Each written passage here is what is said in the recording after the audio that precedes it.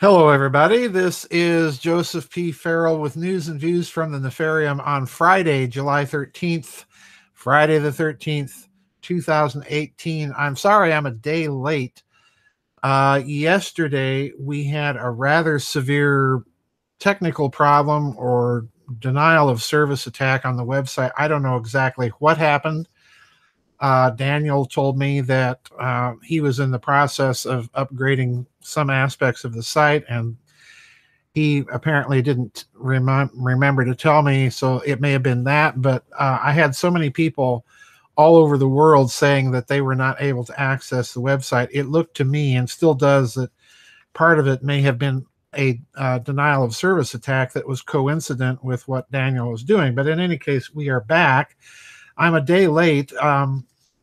I had intended to talk about all of this yesterday, but I want to talk about what is going on in Great Britain, not primarily in connection with President Trump's summit with Prime Minister May, but briefly to recall some events and to look at this from a wider geopolitical perspective and give you my usual high-octane speculation as to what I think may be going on behind the scenes with this visit. The first article I've linked for you there, I'm not going to read it or any part of it, but I do want to mention this. The first article that I'm going to link on YouTube is a Zero Hedge article about Nigel Farage, who was, of course, the leader of the UKIP party in Great Britain. That was the party that literally drove the Brexit referendum and turned that into a success.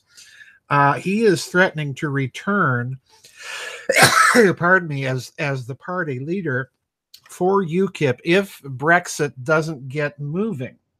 Now, this has been the big problem that my friends in the United Kingdom that were Brexit voters have pointed out to me, that the May government is moving very, very slowly, and for them in a fashion that is not too good.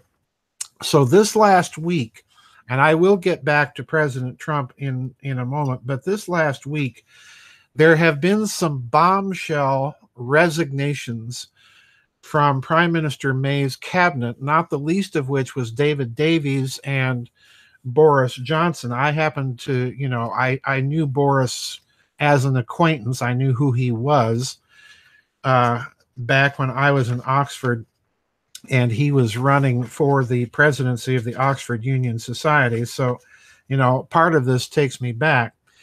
The second article that I've linked there, I do want to read from, because this, folks, is huge. This article is called "An Absolute Bombshell: Brexit Ministers Davis, Baker, and Braverman Quit in a Blow to Theresa May." I want to read you the entirety of Prime Minister May's letter, which is cited in the Zero Hedge article. And I want to zero in on a few paragraphs in this letter that Prime Minister May wrote to David Davis's resignation. So here we go. And then I will read Davis's actual letter, portions of it that he wrote to Prime Minister May, and then give you what I suspect is taking place behind the scenes. All right. Now recall, these resignations hit right before President Trump's visit to the United Kingdom, and the timing here is very, very crucial, I think.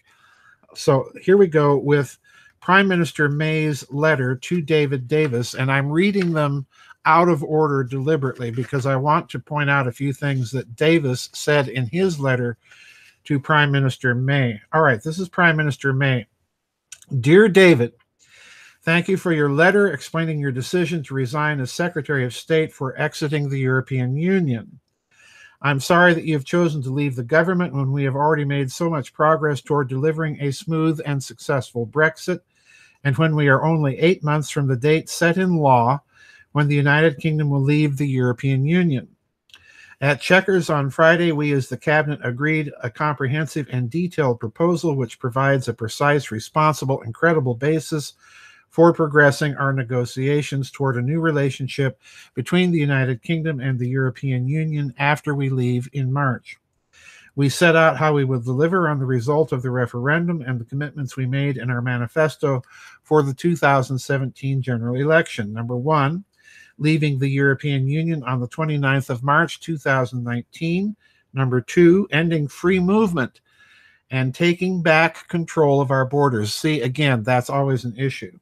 Number three, no more spending vast sums of money no more sending vast sums of money each year to the European Union. Number four, a new business-friendly customs model with freedom to strike new trade deals around the world. Pay attention to that one. It's coming back.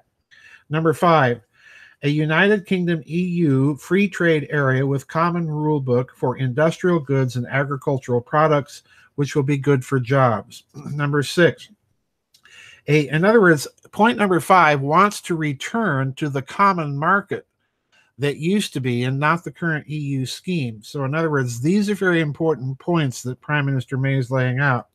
Number six, a commitment to maintain high standards on consumer and employment rights and the environment. Number seven, a parliamentary lock on all new rules and regulations. In other words, no more regulations being promulgated by unelected bureaucrats from Brussels that are binding on the entire European Union without the Parliament of the United Kingdom approving it. Number eight, leaving the common agricultural policy and the common fisheries policy. Number nine, restoring the supremacy of British courts by ending the jurisdiction of the European Court of Justice in the United Kingdom. Number 10, that certainly seems sane. Number 10, no hard border between Northern Ireland and Ireland or between Northern Ireland and Great Britain. Number 11, continued close cooperation on security to keep our people safe. And number 12, an independent foreign and defense policy, working closely with the European Union and other allies. This is consistent with the mandate of the referendum and with the commitments we laid out in our general election manifesto. Leaving the single market and the customs union, but seeking a deep and special partnership, including a comprehensive free trade and customs agreement, ending the vast annual contributions to the European Union, and pursuing fair, orderly negotiations, minimizing disruption, and giving as much certainty as possible so both sides could benefit. As we said in our manifesto, we believe it is necessary to agree to the terms of our future partnership alongside our withdrawal, reaching agreement on both within the 2 years allowed by Article 50. That would be the article of the Maastricht-Lisbon Treaty that established the EU. I have always agreed with you that these two must go alongside one another, but if we are to get sufficient detail about our future partnership, we need to act now. We have made a significant move. It is for the European Union now to respond in the same spirit. I do not agree with your characterization of the policy we agreed at Cabinet on Friday. Parliament will decide whether or not to back the deal the government negotiates, but that deal will undoubtedly mean the returning of powers from Brussels to the United Kingdom. The direct effect of European Union law will end when we leave the European Union. Where the United Kingdom chooses to apply a common rule book, each rule will have to be agreed to by Parliament. And so on and so forth. Signed, yours sincerely, Theresa May. All right. Now, you'll note that border control, the refugee crisis is part of the problem, but the basic tenor of Prime Minister May's remarks about her program is ending a common European defense, restoring sovereignty to the United Kingdom's military, and then coordinating defense and security policy, not only with the European, but other allies, and then negotiating new trade deals. All right, that's key. And you'll notice that one little point in there that kind of indicated that as far as Britain was concerned, a return to the previous common market ideal would be much better than the current EU bureaucracy. All right, now, with that in mind, here is David Davies' letter of resignation. And I want you to listen very, very closely to this, because this is the letter that Prime Minister May is responding to. And he points out, kind of in between the lines in many places, much more directly in other places, what the whole problem is. Dear Prime Minister, as you know, there have been a significant number of occasions in the last year or so on which I have disagreed with the number 10 Downing Street policy line, ranging from accepting the Commission's sequencing of negotiations to the language on Northern Ireland in the December joint report. At each stage, I have accepted collective responsibility because it is part of my task to find workable compromises, and because I considered it was still possible to deliver on the mandate of the referendum and on our manifesto commitment to leave the customs union and single market.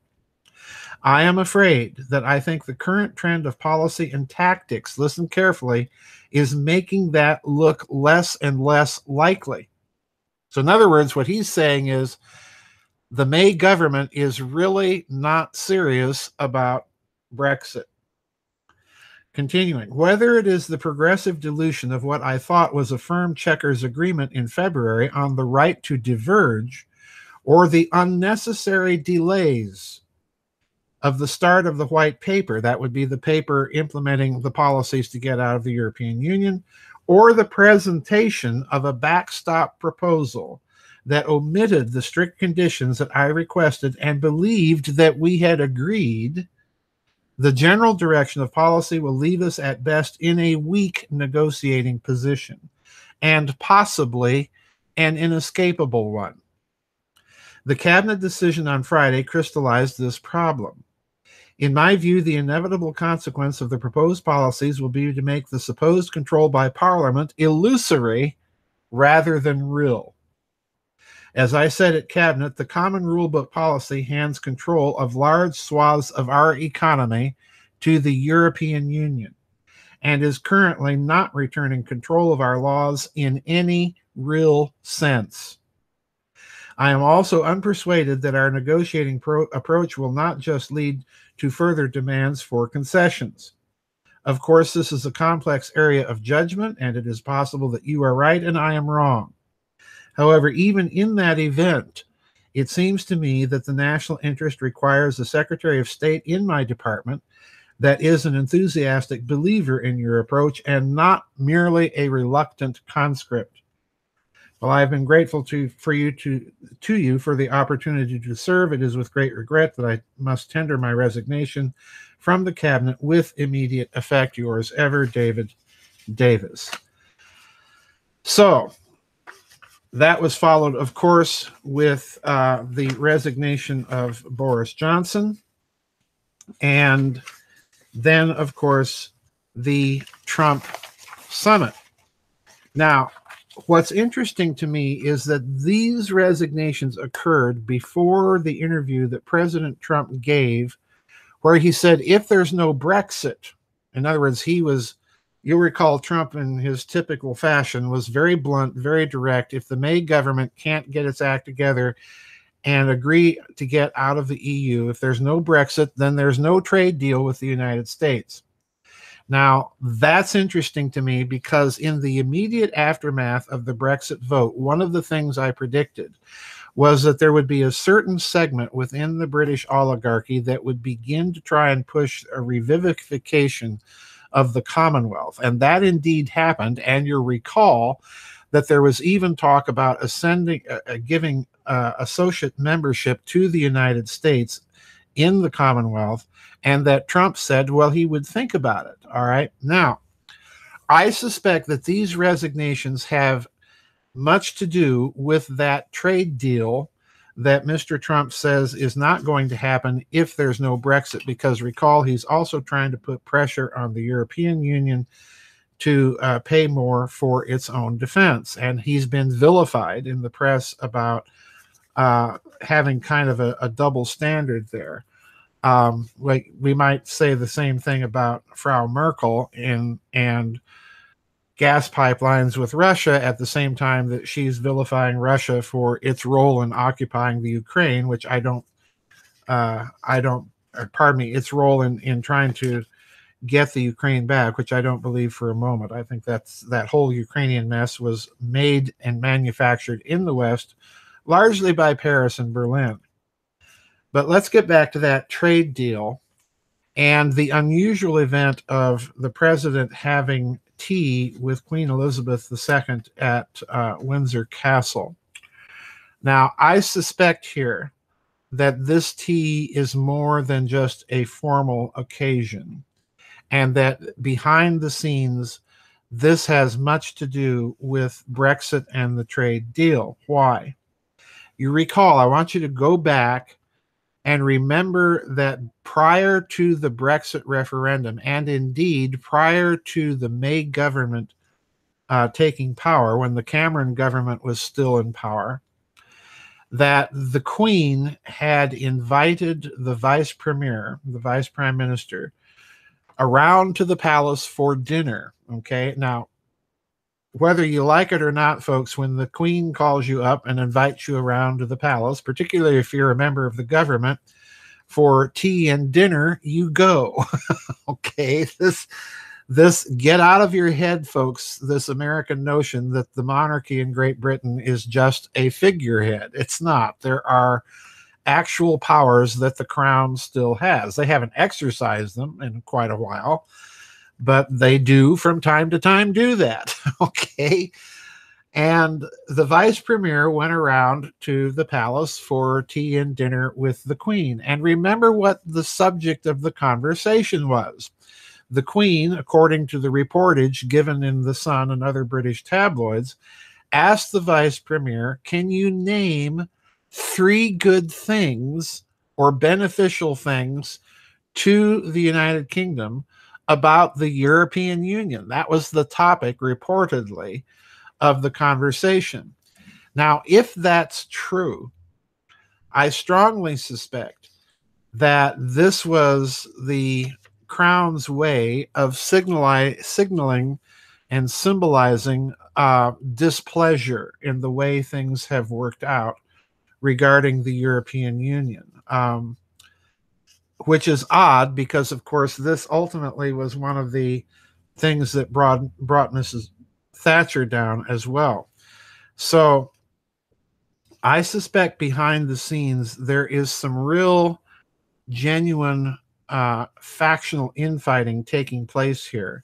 And as the resignation of Mr. Davis in particular, the letter itself, the way it reads to me, it's looking more and more like the perception that many Britons have that voted for the Brexit, that this is being stalled and delayed deliberately, and that the government may not indeed be serious about it, may have some traction, because now we're getting and hearing the same thing at the cabinet level. All right.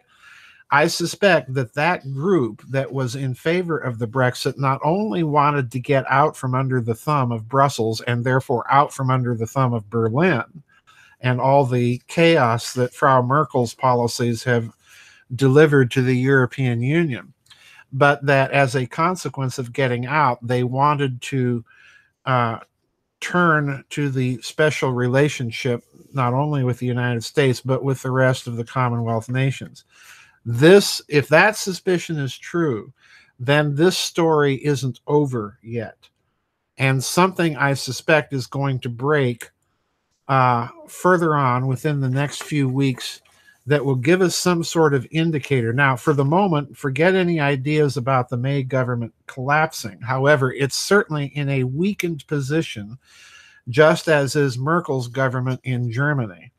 And for that matter, the French aren't doing too well by themselves either. The only strong government right now in the European Union of a major power is, in fact, in Italy, and they're getting along very well with the current administration in Washington. So I think we're going to see some more news in the next few weeks on whether or not this reading of the situation in the United Kingdom is correct, or what is often the case with my high-octane speculations, wildly off the mark.